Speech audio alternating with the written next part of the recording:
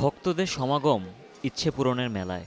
প্রতি বছর বৈশাখেই মানত পূরণের আশায় গাইবান্ধা শহর থেকে 10 কিলোমিটার দূরে অবস্থিত এই মীরের বাগানে ভিড় জমায় দূর দূরান্ত থেকে আসা ভক্তকুল।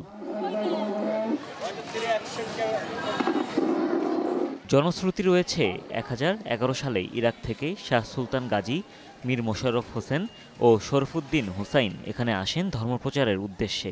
মৃত্যুর পর এখানেই কবর দেওয়া হয় তাদের। সেই সমাধিস্থল ঘিরেই পথ চলা এই মাজারের। ভক্তদের বিশ্বাস, যাবতীয় সকল সমস্যা দূর ও যে কোনো সাফল্য ধরা দেবে এই ইচ্ছে পূরণের মেলায় মানত করলে।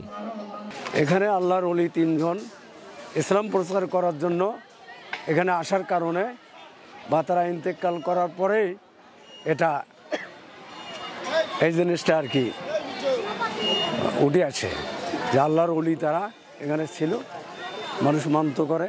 আমি আছি দক্ষিণ গাগোয়া থাকিয়া, আমার ছেলে এটা মানত করছিল চাকরির জন্য বহুদিন থাকিয়া, মানে চাকরিটা হয় না, এটা মানত করছে যে আমার চাকরিটা হলে আমি চিন্নি করে দেবো, ওই জন্য আসা। আমরাও একবার ঘুরতে আসার জন্য আসছিলাম, আসার পর যাই হোক সবাই বলছে যে মনে মনে কোনো একটা নিয়ত করলে সেটা পূরণ হয়, তো এই জন্য একটা নিয়ত করে গেছি, ইনশাল্লাহ সেটা পূরণ হয়েছে, এই জন্য আসছি।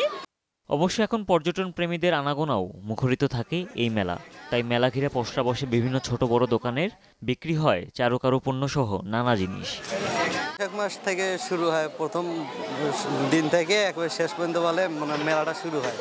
তো এই উদ্দেশ্যে আসলাম যে মিরিবাগান মেলাটা দেখি যাই। শুনেছিলাম যে মেলাটা খুবই ভালো, বেচা কেনা হয়, লোক সমাগম খুবই ভালো হয়। তো সারা মাসই তো শেষ হয়ে গেল, মোটামুটি মাসের শেষের দিক, মোটামুটি ইনশাল্লাহ বেচা কেনা খুব ভালো হয়েছে। কসমেটিকটা তো চলতেছে এবং পাশাপাশি আমাদের কোকারিজ দোকান আছে, কোকারিজ দোকানটা খুব ভালো বেচা কেনা হচ্ছে। মাজারের ভক্তকুলের মাঝে আছে নানা জাতি ধর্ম বর্ণের মানুষ। তারা বেশ শ্রদ্ধার নজরে দেখে এই মেলাটিকে।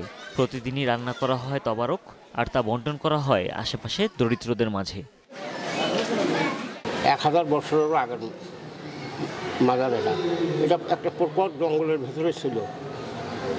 আমার দাদা ছিল ঢাকায়, উনি ওখানে ওই যে চকবাজার মসজিদের ইমামতি করতো, ওখানে খোয়াব দেখা ছিল। ওই খোয়াব দেখে এখানে আসিয়া দেখে যে একটা প্রকট জঙ্গল, এখানে পরে আস্তে আস্তে পরিষ্কার করিয়ে মসজিদ, মাজার এগুলো বাইর হয়েছে। এইখানে প্রতি বছর বৈশাখ মাসে অনেক দূর দূরান্ত থেকে মানুষ মানত করে খিচড়ি করে এখানে মসজিদে দেয়। আমরা ফির পরে গরিব দুঃখীদের দেই, মানে বন্টন করি আর কি সবার মাঝে। গবেষকদের মতে স্থাপত্যকলার বিচারে বিভিন্ন ধর্মমতের শিল্পরীতির বিন্যাস লক্ষণীয় এই মীরের বাগান মসজিদ ও বিভিন্ন কাঠামোতে। তাই শুধু মনের ইচ্ছা পূরণ অথবা পর্যটন নয়, প্রত্নতাত্ত্বিকভাবে গুরুত্বের কারণেও এর সংরক্ষণ করা উচিত বলে দাবি স্থানীয়দের। হুমায়ুন রশিদ, যমুনা নিউজ।